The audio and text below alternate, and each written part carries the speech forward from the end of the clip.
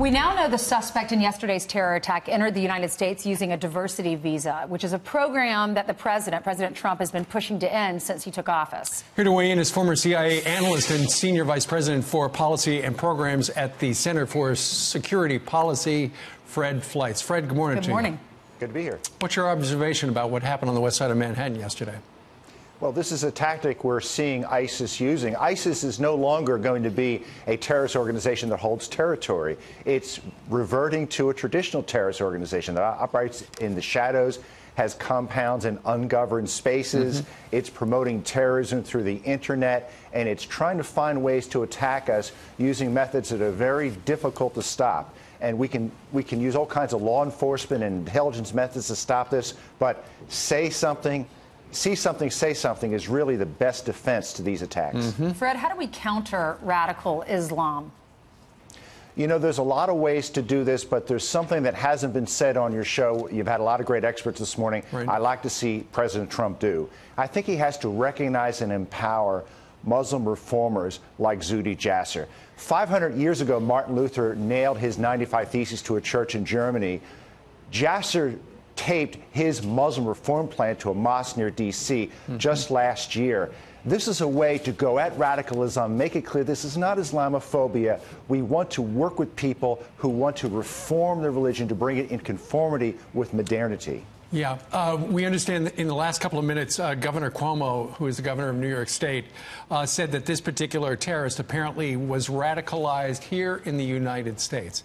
That's an internet thing, isn't it? Or is that related to perhaps his mosque that we've got a reporter in front of over in Paterson, New Jersey?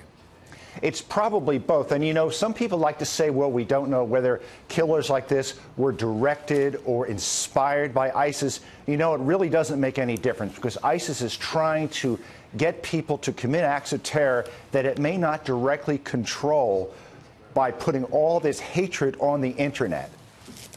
What about the visa program, this lottery system? It was put in place to offer to countries with low rates of immigration into the U.S. Do you think that's a good reason to allow just 50,000 random people to put their name in the hat and win a lottery ticket? No, I think it's a ridiculous program, and I think that we're going to do away with this. And I would say at the same time, I think we really dodged a bullet with the election of President Trump. If Hillary Clinton was in office, there will be tens of thousands of more unvetted refugees coming to this country. So as bad as this is, I think it could be worse. Yeah. You know, we've heard different stories out of the New York City Police Department. It appears he could probably be a lone wolf. But generally, don't guys like this talk to somebody? Yeah, I hate that lone wolf term. It's something that the Obama administration invented to make it look like these people come out of nowhere. They're being inspired by ISIS. They're usually directed by a terrorist cell. They're being inspired by a radical imam in a mosque. They're not just lone wolves who decide on their own to commit an act of terror. How do we prevent this from happening again? We need to counter the radical ideology, which is on the internet. I think embracing Muslim reformers, we have to have stepped up intelligence and law enforcement efforts. But we have to honestly acknowledge what the threat is. It's not violent extremism. It's not just terrorism. It is an ideology that is at war with modern society. If we don't acknowledge that, we can't defeat it. Because, Fred, ISIS is here in the form of these radicalized guys. I mean that's right, and ISIS isn't going away soon. I think a lot of people think we're close to defeating ISIS because ISIS has lost Raqqa.